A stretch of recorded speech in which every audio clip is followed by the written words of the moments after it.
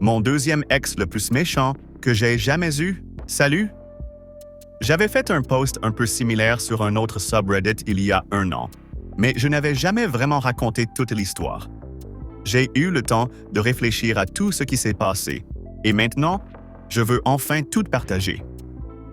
Il y a environ 2 ans, peut-être un peu moins, j'ai rencontré mon ex à l'école. On n'avait qu'un seul cours en commun, mais on est vite devenus proches. Tout a commencé comme une amitié, comme la plupart des relations. On parlait beaucoup, on rigolait pour des trucs bêtes, on traînait après les cours. Je pensais que je pouvais vraiment lui faire confiance. Avant qu'on sorte ensemble, il venait de rompre avec son ex. Il m'avait dit que c'était une rupture très compliquée. Je ne me souviens plus de tous les détails, mais ce que je n'ai jamais oublié, c'est comment il se faisait passer pour la victime. Il disait à tout le monde, moi y compris, que son ex l'avait trompé avec son ancien meilleur ami. Il disait même que leur amitié s'était terminée pour une autre raison.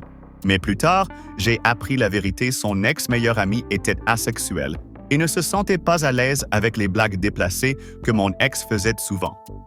Et pourtant, je l'ai cru, je l'ai soutenu. À ce moment-là, on était meilleurs amis depuis environ 6 mois, et je n'imaginais pas qu'il me mentirait. Alors je me suis rangé de son côté. J'ai rejoint sa haine envers son ex et son ancien ami sans vraiment savoir ce qui s'était passé. Quelques mois plus tard, on s'est mis ensemble. Et c'est là que les vrais problèmes ont commencé. J'ai appris qu'il était polyamoureux et qu'il avait déjà 2 autres copains. Je ne l'ai pas jugé pour ça. Certaines personnes font marcher ce genre de relation, mais dans notre cas, c'était toxique. Ça ne ressemblait pas à de l'amour, mais plutôt à un grand désordre. Dès le début de notre relation, on avait un ami en commun qu'on appréciait tous les deux. Mon ex a eu cette idée étrange de vouloir convaincre cet ami de rejoindre notre polycule. Le souci, c'est que ce gars n'était même pas gay. Il voulait juste être notre ami. Mais mon ex a insisté avec cette idée bizarre et au début, j'ai joué le jeu. Pas parce que j'étais d'accord, mais parce que je ne voulais pas compliquer les choses. Finalement, j'ai arrêté de faire semblant et j'ai simplement traité cet ami comme un ami normal. Ça aurait dû s'arrêter là.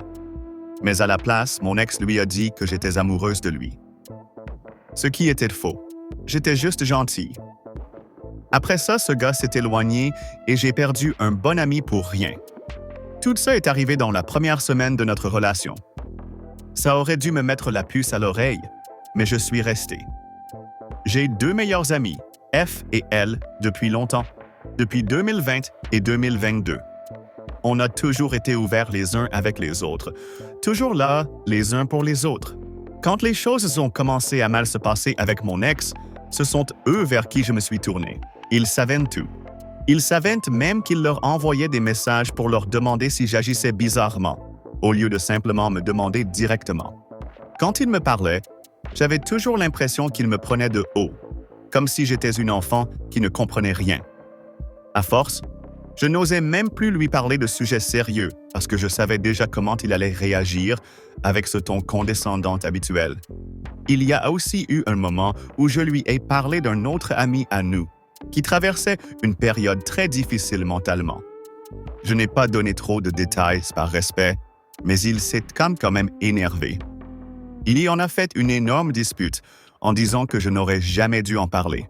Encore une fois, je me suis sentie toute petite. 1 ou 2 mois plus tard, on était dans une conversation de groupe avec ses 2 autres copains et un ami qu'il avait ajouté, appelons-le K. K, c'était beaucoup. Il parlait constamment de choses très sombres liées à sa santé mentale, de manière très graphique, sans aucun avertissement. C'était dur à supporter.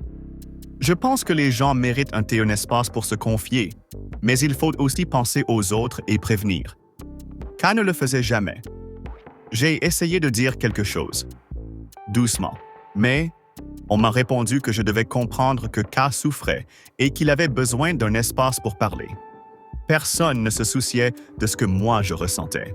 Le groupe est vite devenu un espace de plainte et de tristesse, où plus personne ne parlait comme des amis normaux. Toutes les conversations finissaient par revenir sur le trauma de K.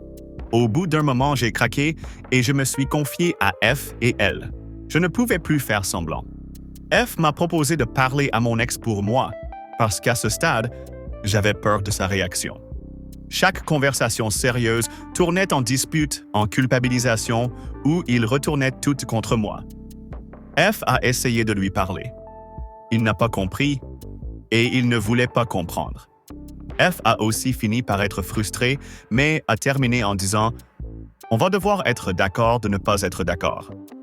Mon ex a dit qu'il allait parler à K, mais rien n'a changé. Vers la fin de l'année, j'ai explosé. J'ai tout dit à lui, à sa pellicule et à tous leurs amis. Ce que je ressentais, comment ils m'ignoraient, comment je me sentais exclu alors que j'étais là avant certains d'entre eux. J'ai écrit un long message, très tard un soir, et j'ai quitté le groupe. J'espérais que quelqu'un comprendrait enfin.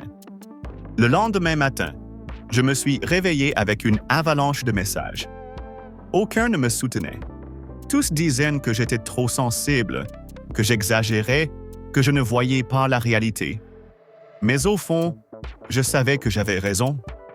La relation ne s'est pas arrêtée là. On a fait la paix, d'une certaine manière, mais ce n'était pas sincère.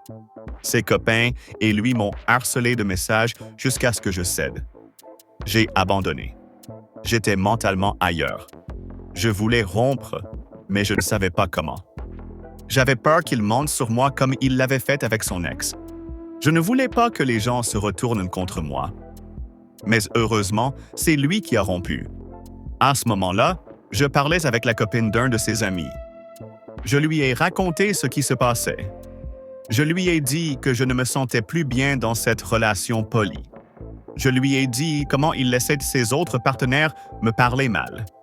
Elle en a parlé à son copain, qui l'a dit à mon ex, et puis j'ai reçu le message de rupture.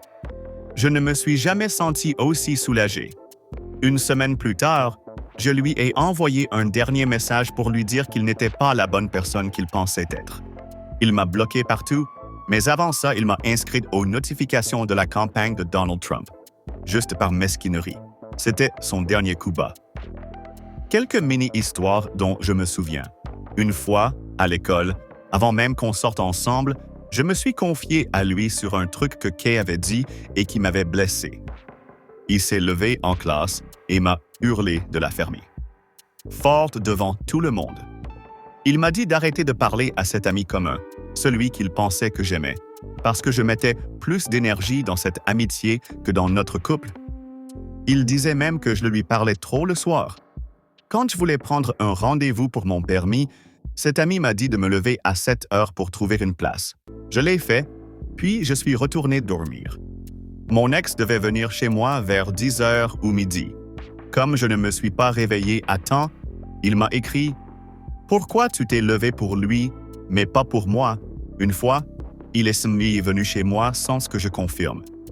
Je lui avais dit « peut-être » s'il y avait quelqu'un à la maison. Quand cette personne est arrivée, il a supposé que c'était bon. Il a demandé à son père de l'amener, puis m'a crié dessus quand je lui ai dit que je n'avais rien confirmé. J'ai eu le COVID 4 fois. Une des fois, il m'a dit de prendre de l'ivermectine, le médicament pour animaux. Il parlait de m'emmener avec lui à New York pour l'université, alors qu'il savait très bien que je voulais aller ailleurs pour étudier l'ingénierie. Il a essayé de me convaincre de couper les ponts avec ma mère, alors qu'il savait déjà à quel point cette relation était compliquée.